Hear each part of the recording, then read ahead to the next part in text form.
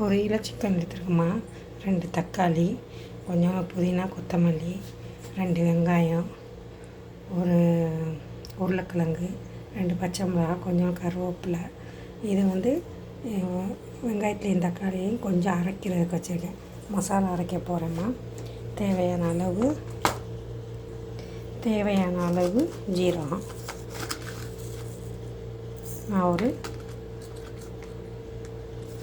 1.5 spoon போடுறேன். 1 spoon மிளகு, கொஞ்சோண்டு கரிஞ்சீரகம், ரொம்ப போடக்கூடாது, கொஞ்சோண்டு ஏன்னா கசக்கும். கொஞ்சோண்டு சோம்பு போட்டு தக்காளி வெங்காயத்தை போட்டு அரைப்போம். இது தேங்காய் வேணும்னா ஊற்றிக்கங்க, உங்கள் இஷ்டம்.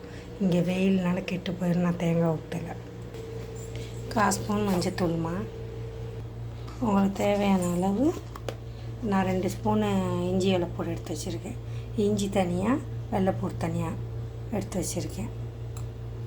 நான் 1.5 ஸ்பூனு கறி மசாலா தூள் போட்டுக்கிறேம்மா.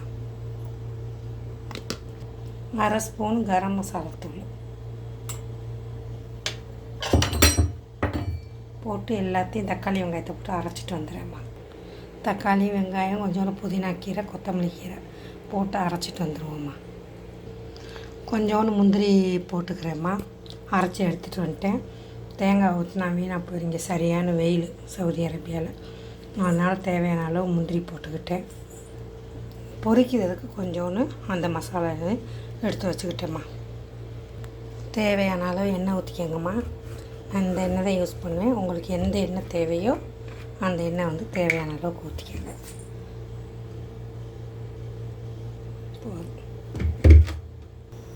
நம்ம ஊர்லனா இந்த காஞ்ச கருவேப்பிலைனா போடவே மாட்டோம்.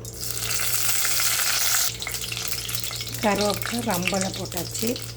தேவையான அளவு இஞ்சி வெள்ளைப்பூடு,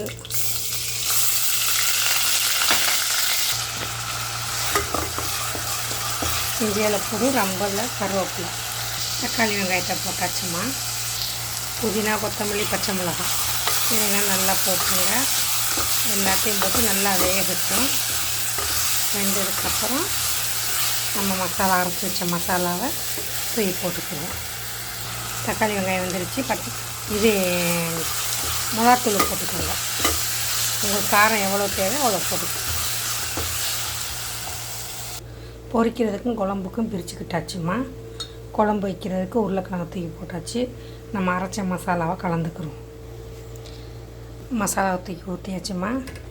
நல்லா பிசைஞ்சு நல்லா பெரட்டி விட்டுட்டு அப்படி தூக்கி தாளிப்பில் ஊற்றிடும். அது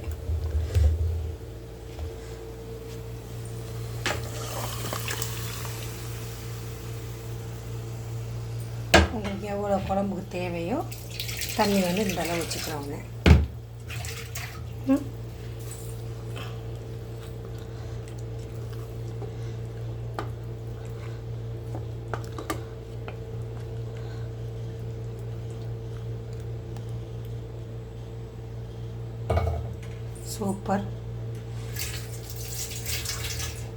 சூப்பரான சிக்கன் குழம்பு ரெடிம்மா. Gravy, chicken gravy. Chapati, puri, idiyappam, சோறு, கீ ரைஸு எல்லாத்துக்கும் சூப்பராக இருக்கும்.